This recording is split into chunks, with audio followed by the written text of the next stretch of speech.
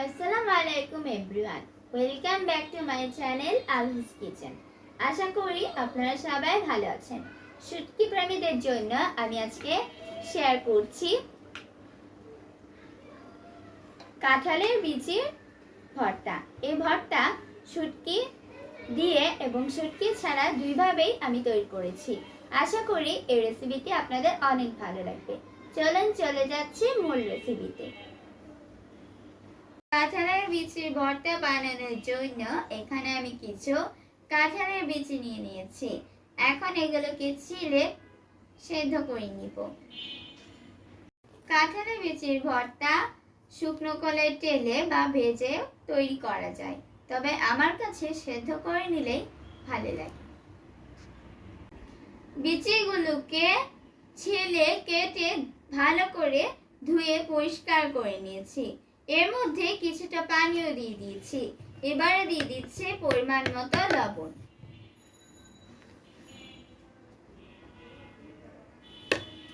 এখন আমি এগুলোকে সেদ্ধ করে নিব। বিচিগুলো সেদ্ধ করে নিয়েছি। বিচিগুলো সেদ্ধ করার পর বিচিগুলোর ভেতরে যে চামড়াটা থাকে সেটা যতটা সম্ভব পরিষ্কার করে ছাড়িয়ে নিয়েছি। সেদ্ধর পর ছাড়াতে খুব বেশি সুবিধা হয়। এখানে আমি কিছু শুকনো মরিচ আর পেঁয়াজ এরকম করে কেটে নিয়েছি। এখানে আমি 2টা চাবা শুটকি নিয়ে নিয়েছি। এগুলোকে ভালো করে ধুয়ে পরিষ্কার করে নিয়েছি। এখন আমি এগুলোকে তাওয়ার মধ্যে ঢেলে নিব। এই ভর্তাটাকে 2 ভাগে বানাবো। এক ভাগে হচ্ছে শুটকি দিয়ে, অন্য ভাগে শুটকি ছাড়া। শুকনো মরিচগুলোকে পাটায় বেটে নিব, এরপরে বিচিগুলোকে বেটে নিব।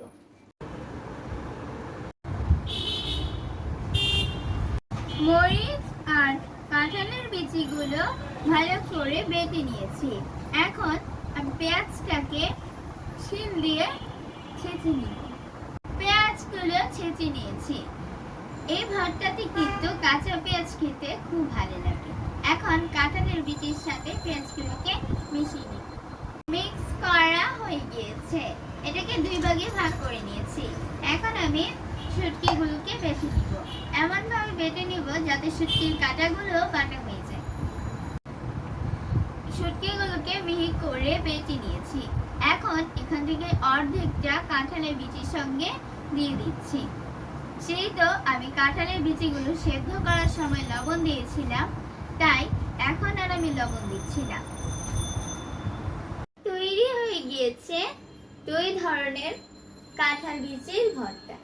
একটাতে শুটকি রয়েছে, অন্যটিতে শুটকি নেই। আশা করি রেসিপিটি আপনাদের অনেক ভালো লেগেছে। যাদের ভালো লেগেছে তারা অবশ্যই লাইক, কমেন্টস ও শেয়ার করতে ভুলবেন না।